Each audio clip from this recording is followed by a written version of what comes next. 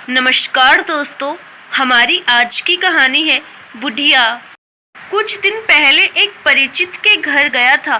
जिस वक्त घर में मैं बैठा था, उनकी नौकरानी घर की सफाई कर रही थी। मैं ड्राइंग रूम में बैठा था और मेरे परिचित फोन पर किसी से बात कर रहे थे। उनकी पत्नी चाय बना रही थी। मेरी नज़र सामने वाले कमरे तक गई जहां नौकरानी फर्श पर पोछा लगा रही थी। अचानक मेरे कानों में आवाज आई, बुढ़िया, अभी जमीन पर पोछा लगा है, नीचे पाँव मत उतारना। मैं बार बार यही नहीं करती रहूंगी।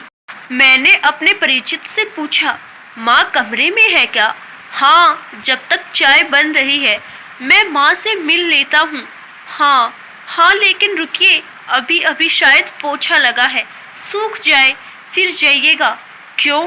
गीला है तो नौकरानी दोबारा लगा देगी। नहीं लगाएगी तो थोड़े निशान रह जाएंगे फर्श पर। क्या फर्क पड़ेगा? परिचित थोड़ा हैरान हुए। भैया, ऐसा क्यों कह रहे हैं? तब तक मैं कमरे में चला गया था, गीले फर्श पर पाँव के खूब निशान उकेरता हुआ। मैं माँ के पास गया। मैंने उनके पाँव छुए और फिर उनसे कहा, चलिए आप भी ड्राइंग रूम में, वहाँ साथ बैठकर चाय पीते हैं। चाय बन रही है, भाभी रसोई में चाय बना रही है। मैंने इतना ही कहा था कि माँ एकदम घबरा गई। अरे नहीं, अभी फर्श पर पाँव नहीं रखना है, फर्श गीला है ना, मेरे पाँव के निशान पड़ जाएंगे। पाँव के निशान पड़ जाएंगे? वाह, फिर तो मैं उनकी तस्वीर उतारकर बड़ा करवा कर फ्रेम में लगाऊंगा। आप चलिए तो सही। पर माँ बिस्तर से नीचे नहीं उतर रही थी। उन्होंने कहा, तुम चाय पी लो बेटा। तब तक मेरे परिचित भी माँ के कमरे तक आ गए थे। उन्होंने मुझसे कहा, माँ सुबह चाय पी चुकी है, आप आइए भैया। नहीं, माँ के साथ मैं यही कमरे में चाय लूँगा। चमकते हुए टाइल्स पर मेरे जूते के निशान बयां कर रहे थे कि मैंने जानबूझकर कुछ निशान छोड़े हैं। वो समझ नहीं पा रहे थे कि आखिर मैंने ऐसा किया क्यों। उन्होंने मुझसे तो कुछ नहीं कहा, लेकिन नौकरानी को उन्होंने आवाज़ दी, बबीता, जरा इधर आना। इधर भैया के पाँव के निशान पड़ गए हैं, उन्हें साफ कर देना। बबीता ने गीला पोछा फर्श पर लगाया। जैसे ही फर्श की दोबारा सफाई हुई, मैं फिर खड़ा होकर उस पर चल पड़ा। दोबारा निशान पड़ गए। अब बबीता हैरान थी, मेरे परिचित भी। तब तक उनकी पत्नी भी कमरे में आ चुकी थी। उन्होंने कहा, भैया आइए, चाय रखी है। मैंने परिचित की पत्नी से कहा, बुढ़िया के लिए चाय यही दे दीजिए। मेरे परिचित ने मेरी ओर देखा। मैंने कहा, हैरान मत होइए। वो चुप थे। मैंने कहा, मुझे ऐसा लगता है कि आप लोग माँ को प्यार से बुढ़िया कहकर बुलाते हैं। नौकरानी वही खड़ी थी, सन। परिचित की पत्नी वही खड़ी थी, सन।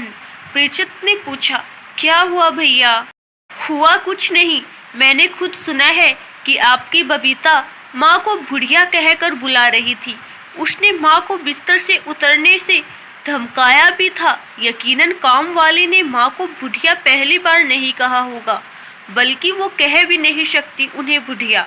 उसने सुना होगा बेटे के मुँह से, बहू के मुँह से, बिना सुने वो नहीं कह सकती थी। जाहिर है आप लोग प्यार से माँ को इसी नाम से बुलाते होंगे, तभी तो उनसे कहा। पल भर के लिए धरती हिलने लगी थी। गीले फर्श पर हजारों निशान उभर आए थे। मेरे परिचित के छोटे छोटे पाँव के निशान वहाँ उभरे हुए हैं। बच्चा भाग रहा है, माँ खेल रही है।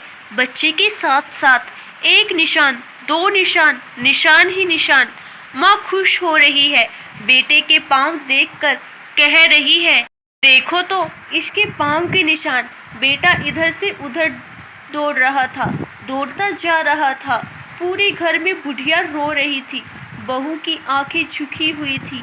बबीता चुप थी। भैया, गलती हो गई, अब नहीं होगा ऐसा। भैया, बहुत बड़ी भूल थी मेरी। मेरे परिचित अपनी आंखें पोंछ रहे थे। मैं चल पड़ा, सिर्फ इतना कहकर कि आंखें ही पोंछनी चाहिए, उस फर्श को तो चूम लेना चाहिए जहां माँ के पाँव के निशान पड़े हो। आशा करती हूँ दोस्तों आपको हमारी आज की कहानी जरूर पसंद आई होगी। धन्यवाद।